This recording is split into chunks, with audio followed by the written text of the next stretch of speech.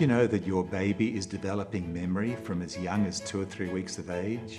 A baby as young as 2 or 3 weeks will remember your smell. You've asked me lots of questions that many parents have about the young child growing up, and I'm here to answer them. I'm Professor Frenk Obерklајд, and this is my mini parenting masterclass. Babies don't know that the norm is to sleep at night time and be awake during the day. So they sleep in bursts of 3 or 4 hours usually, wake up to have a feed and then go back to sleep. As their brain develops, there are reasons for them not to sleep because there are things to be curious about. They're engaging with their world. Parents are talking to them, are reading to them. So they get into that sort of predictable pattern of being awake for longer periods of time, engaging and interacting with their parents and caretakers and the world around them, and then falling asleep again. For some time, a number of years ago, it was thought that babies being exposed to classical music made them smarter. There's no real evidence that babies listening to classical music makes them more intelligent. On the other hand, it certainly doesn't hurt. So if parents want to introduce music into the household, that's a great idea because as parents calm, as they enjoy the music, that feeling is passed on to their infant and they'll be calm as well. So there are lots of reasons why music is good for young children. Being smarter is not one of them. A baby will get all the nutritional needs they need from breast milk, and we say that it's really important for mothers to try to breastfeed. After that, that's when there's a danger period for some children in some countries where there's food insecurity, where the quality, the diversity isn't there, where there isn't enough food to put on the table.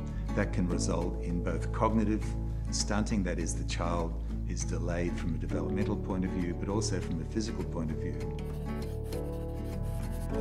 There's pretty good research evidence now about the importance of touch in newborn babies, not just for human beings, but in fact all animal species. We talk sometimes about kangaroo care, about placing a newborn baby on the mother from a very early stage, and that's comforting for the child, it's calming for the mother. So for lots and lots of reasons, touch is extraordinarily important. Children are innately curious. They want to explore their environment. You know, everything's so new. It's a big world out there. And so parents shouldn't get in the way of that. What they should do is make sure the child is perfectly safe. Don't try and structure the child too much, but there are many learning opportunities. For example, sing to the child, read to the child, take the child for a walk down the street.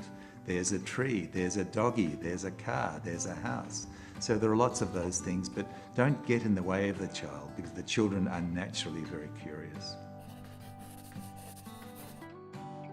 As the young infant and toddler starts to develop language like very simple things, dog, bye-bye, ta-ta, etc., parents can reinforce that, they can mirror that, they can mimic that. Young children love repetition, so to hear the same song again and again, to read the same book again and again, they'll start to see what the patterns of language are.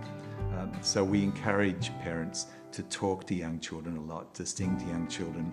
At the same time, don't dominate the conversation, take turns. We sometimes name that as sort of serve and return.